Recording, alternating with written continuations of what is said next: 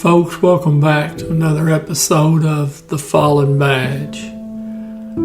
Our episode today is going to be the murder of Sergeant Lloyd, Lowry, and Corporal David Hathcock, North Carolina Highway Patrol, Cumberland County Sheriff's Office.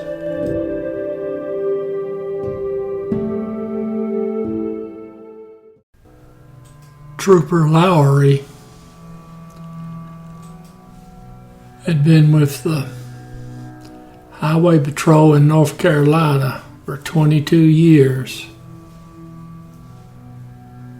When his name was brought up, people always mentioned the fact he was a mentor to the younger troopers.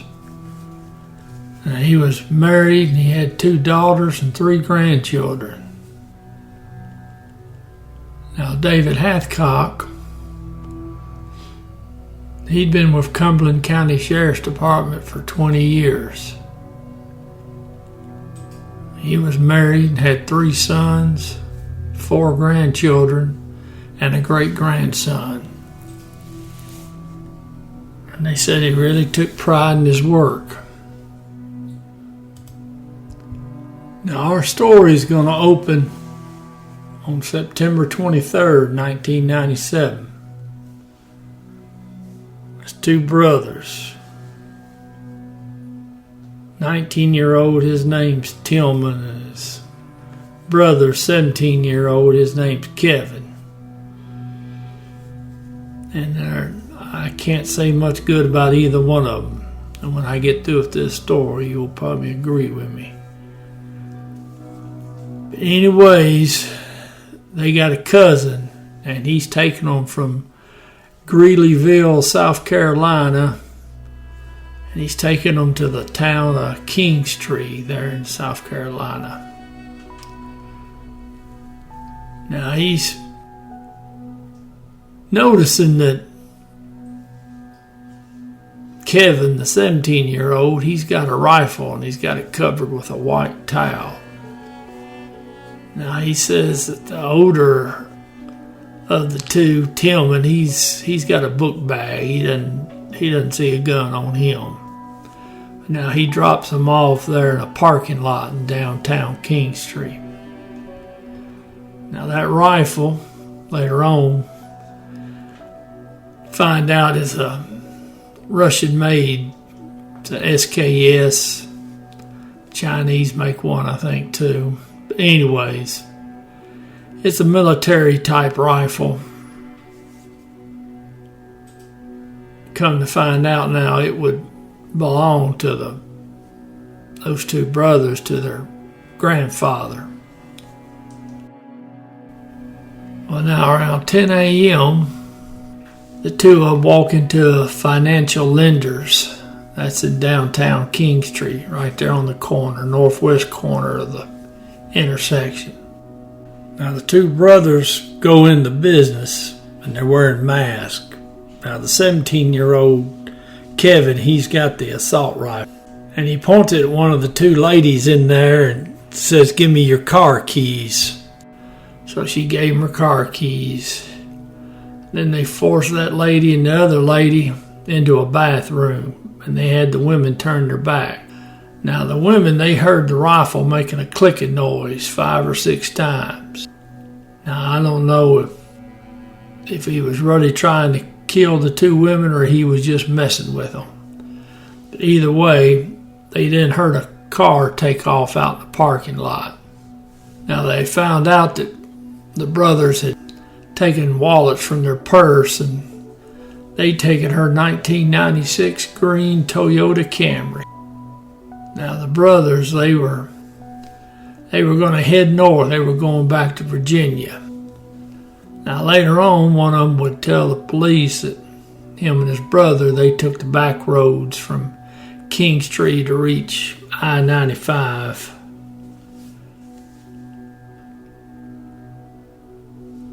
Probably about 2 hours later, they were in North Carolina on I-95. Still heading north. Now, police in Kingstree, they put out a bolo of be on the lookout for that stolen green Camry. And they had the tag number. Now, what I don't understand about the bolo was it said it was stolen, but now there was a robbery involved as well. I don't know if that was in the bolo or not. All the research material doesn't mention that as being part of the broadcast. Trooper Lowry, he's sitting on 95 watching that northbound traffic of the interstate.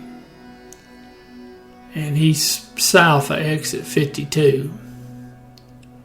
Now, he didn't know anything about a stolen car or anything else. All he knows is that the car went by and the driver wasn't wearing the seatbelt. And you know, the Highway Patrol now, they strict on the traffic enforcement. He turns on his blue lights and he pulls the car over. Now, he's just past the exit there for Highway 24. And where he makes that stop at, it's where the road, the entrance ramp to get on the 95, it's right before it meets into the interstate.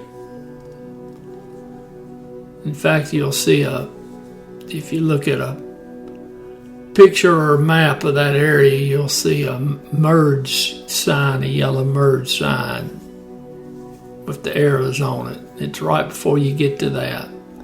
There's a mile marker, 52. It's right about there. It's where he makes this stop. Now, when Trooper Lowry gets up to the car, Kevin, the 17-year-old's driving. So the trooper asks for his driver's license. Well, he gives him his brother Tillman's license, because Tillman's 19. And the trooper asks for the registration, and Kevin tells him he doesn't have it. So Trooper Lowry, he tells the driver to get out and go back to the patrol car and sit in the passenger seat. He says he's going to give him a ticket, which, you know, I don't know if y'all aware of that or not, but back in the day now, troopers used to set people in the front seat with them. So he's in there and he's filling out the ticket. And Trooper Lowry said it was going to be a $25 ticket. Told him, and you can pay it by mail.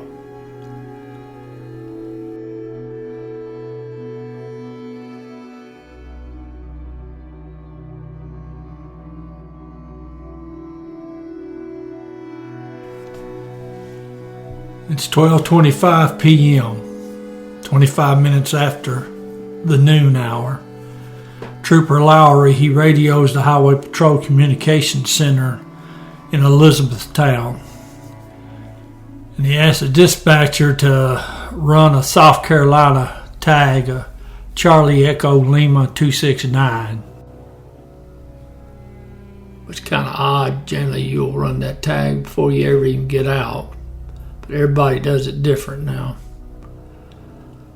So, dispatcher sees the information pop up because the tag's been entered in the NCIC. It shows it's been stolen.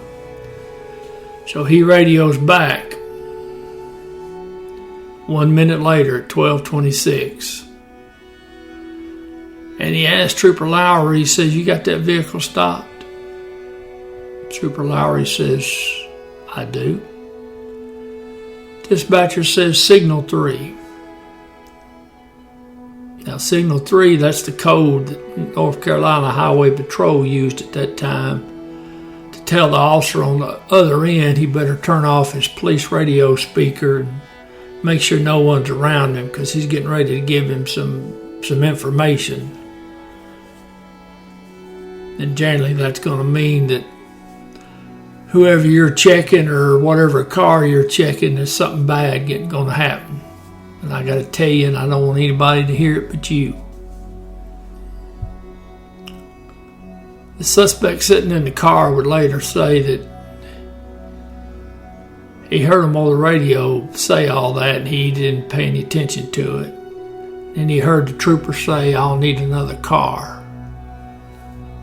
In other words, Trooper Lowry's going to need some help. 12:27 p.m. now, dispatcher comes back and he tells Trooper Lowry, got no troopers anywhere close by. He says he's going to call the Cumberland County Sheriff's Office and have them send some deputies. Now the Sheriff's Office, they dispatch Deputy Hathcock at 12:30. Now at 12:33,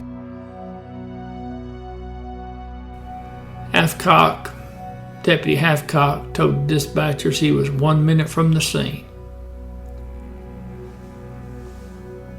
Now that's going to be Deputy Hathcock's last radio call. Now when Deputy Hathcock pulls up, he pulls to the right-hand side of Trooper Lowry's patrol car and gets out. That means he would have pulled off into the grass. Because I'm pretty sure Trooper Lowry would have been in the emergency lane on the right-hand side, suspect car in front. Trooper Lowry gets out of his car, walks around to the passenger side door, pulls his gun, opens the door and tells Kevin to get out of the car. So the suspect gets out with his hands up. He hears Trooper Lowry tell Deputy Hathcock to go get the guy in the Camry. Now everybody does things different. I believe I would have handcuffed the fella I had in front of me while there was 2 on 1. But again, everybody does it different. This was a long time ago. So now, suspect, he's trying to get the trooper to tell him why he's being arrested. Trooper just tells him to be quiet and pushes his head down. Now he's got him in an arm lock and the two begin to struggle. Now the other suspect in the car, he saw what was going on in the side mirror. He got out and started walking back towards him. Deputy Hathcock walked up and stopped him. Now Deputy Hathcock, he pushes the second suspect up against the Camry and starts patting him down.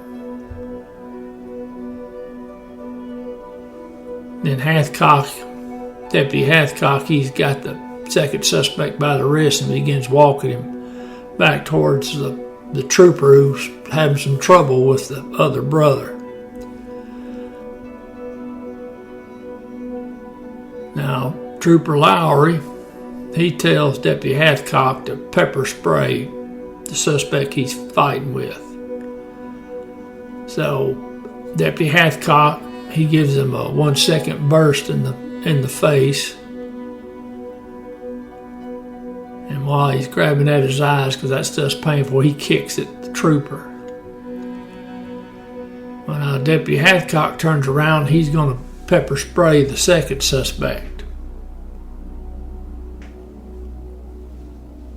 Now, the second suspect, he knocks the canister of spray out of the deputy's hands and runs back to the Camry.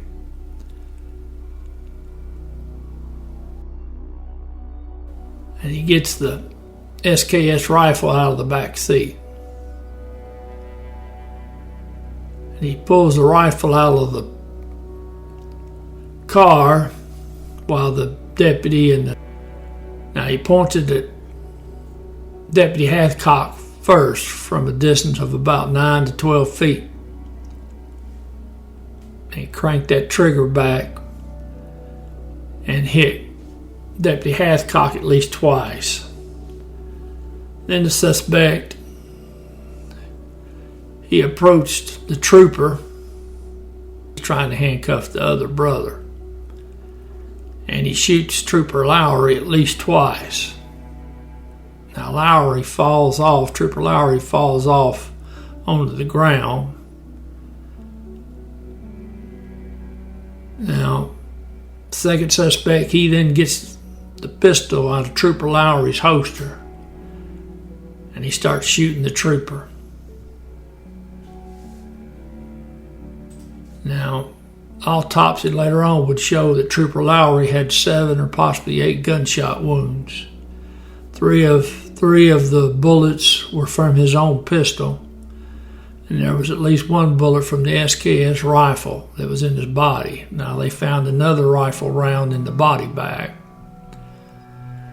So now, after reshooting Trooper Lowry, suspect takes that pistol and he walks over there to Deputy Hathcock, and he starts firing rounds.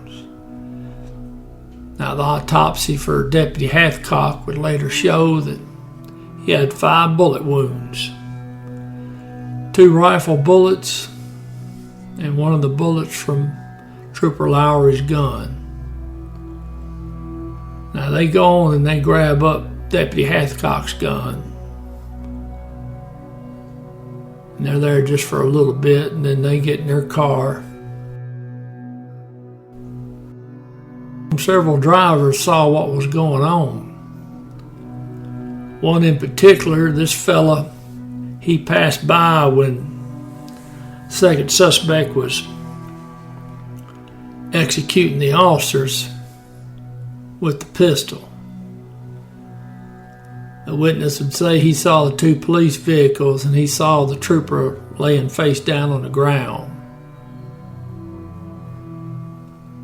Now, that witness, he would stop down the road about 200 yards and he'd get on his cell phone and call 911.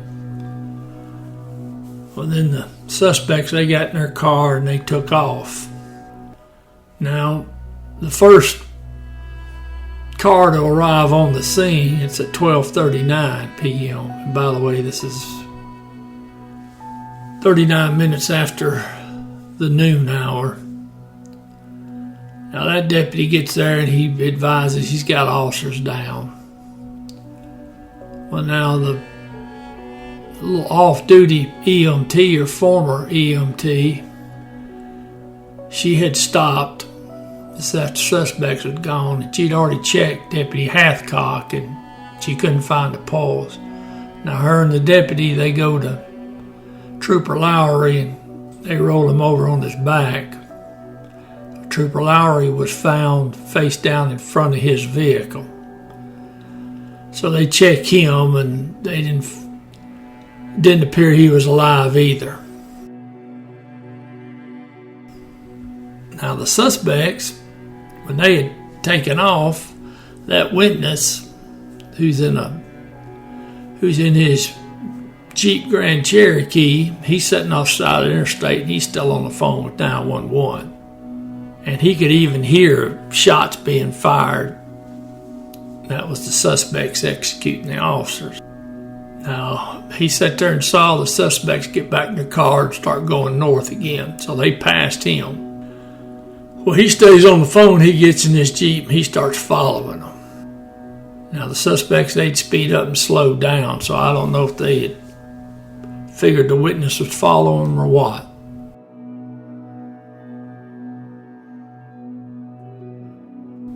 But now, about 4 miles down the interstate, suspects, they go off and get on Murphy Road in Eastover. And he gets down there on some dirt roads. Well, the witness, he's following him on Murphy Road. Well, he stops and waits near that dirt road for them to come back. And he said that Camry came back about 5 minutes later and it didn't have that license plate on it anymore. Now, the witness, he went on and drove past the Camry like he ain't doing nothing but driving. Now, as soon as they got out of his sight, he turned around and he started heading back to I-95. Now, he pulled onto the on-ramp and he's thinking the suspects are in front of him, and he's still talking to 911. But come to find out, suspects, they were hiding out because they pull up beside the Camry and the witness is still sitting on the on-ramp. They pull up. The witness looks over And the one suspect, he's got the rifle in his hands. He's pointing it at the witness. The witness ducks down and he hits the gas pedal just as that suspect fires. And at least 3 bullets hit the Jeep. Well, then the witness, he hits his brakes. He keeps his head down. Now he hears the Camry's engine revving up. He's thinking they're driving away. But when he sits up and looks, the Camry's right beside him. And the suspect still got the rifle. And he smiles at the witness, and he pulls the trigger, and the rifle just clicks. Now later on, they would determine that there was a misfeed in the magazine and the gun jammed. So they was trying to kill the witness without a doubt. Of course, they just killed 2 police officers, so what's a civilian, right? What's one more for your body count? So now the suspects are back on I-95 and they're rolling northbound. Now another North Carolina trooper, he's up in Harnett County. He heard the information on the radio about the officers being shot and that there's a green Toyota Camry involved. Now that trooper, he stops and he puts on his bulletproof vest and he gets his shotgun ready, and then he gets his assault rifle out of the trunk. Now he's sitting at exit 65, that's near Godwin, and he's waiting. Now that Camry came rolling by 12:52 p.m. That's when the chase starts. Now the speeds are up around 120 miles per hour, and the suspects are obviously driving recklessly, and they're all over the interstate. Now, they got up to exit 71. They're just south of the town of Dunn. Suspects, they turn onto that exit. Well, they lose control there on the exit ramp. And the Camry, it fishtails, runs off the road to the right-hand side and rolls over down an embankment, lands on its wheels. Now, anybody else, you'd be hurt or killed. But, of course, when you're a criminal, when you ain't no good, they ain't nothing gonna hurt you. So the suspects, they jumped out of the 2 brothers, they jumped out and they started running back east and south. There's a building over there in the distance. It's got tractor trailers parked around it. It's some kind of a repair shop. Well, by now, they've got officers from Dunn, Harnett, and Cumberland County. And, of course, they got all the highway patrol there. So now, after a short chase, foot chase, they end up catching both of the suspects. I'm just shocked the suspects were still armed, and they'd killed 2 policemen and they were taken alive. Suspects had something going for them, I guess. Anyways, suspects are eventually found guilty of murder and all the other assorted charges, and they're sentenced to death, and that's all appealed. And then the 17-year-old, they commute his sentence to life, and then they commute the sentence of the adult. I'm not even going to go into all that. It's just a bunch of mess. I would call this a smoking gun killing right here.